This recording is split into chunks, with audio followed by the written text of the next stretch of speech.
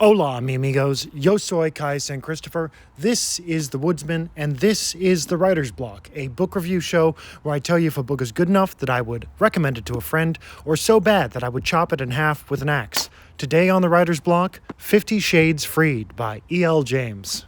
And we're back to the third installment of Atrocities in Literature. The first thing I'll say about this book is the pacing is horrific. It feels like somebody finally tapped E.L. James on the shoulder and went, hey, nobody cares about the plot. Nobody cares. They're reading this to masturbate with. This could be just titled The 500-Page Dildo. What are you doing? Just write smut. And so she does. However, the plot is all over the place because she can't figure out how to run a plot as well as just put in smut. Instead of doing a storyline where things happen organically, she starts out by doing a dream sequence where Anastasia is dreaming about her magical wedding.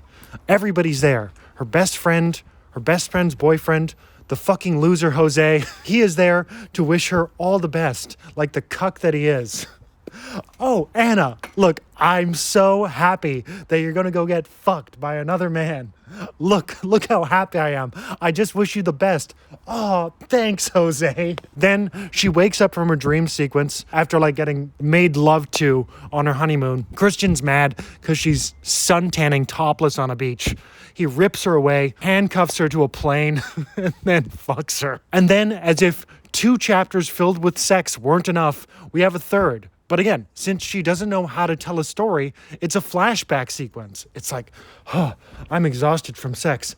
It was almost like that other time, and we flash back to another. Anyways, I've tried to read this book twice. Combined, how many chapters do you think I've made it through? 8. Too high. Guess again.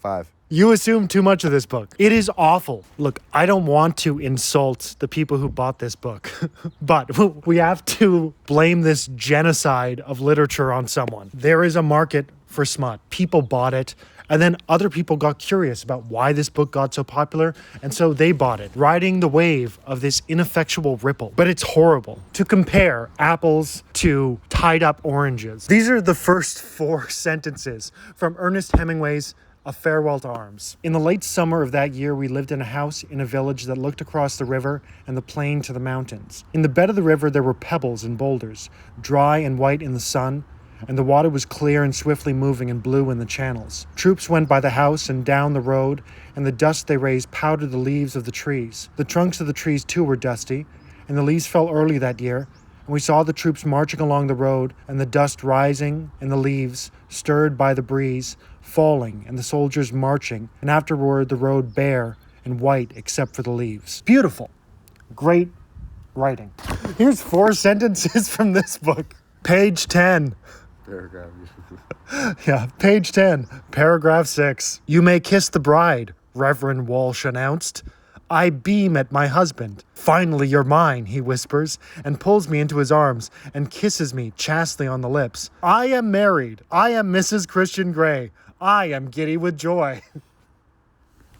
I am about to throw up. This book does not make it off the block. All right, so here's your catchphrase. It's chopping time. It's chopping time.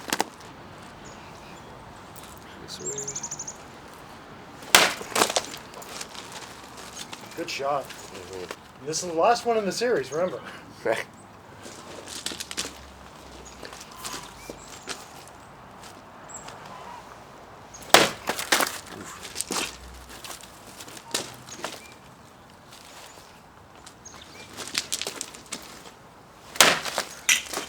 Indestructible book.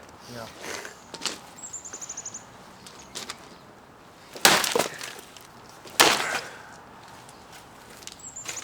For a book about BDSM, it sure can take a beating. I want to go with this. Okay. This is for making me read you.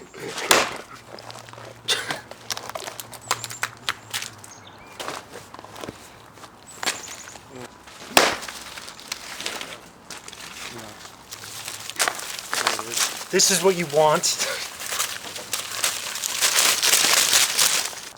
This is nice aftercare. Yeah.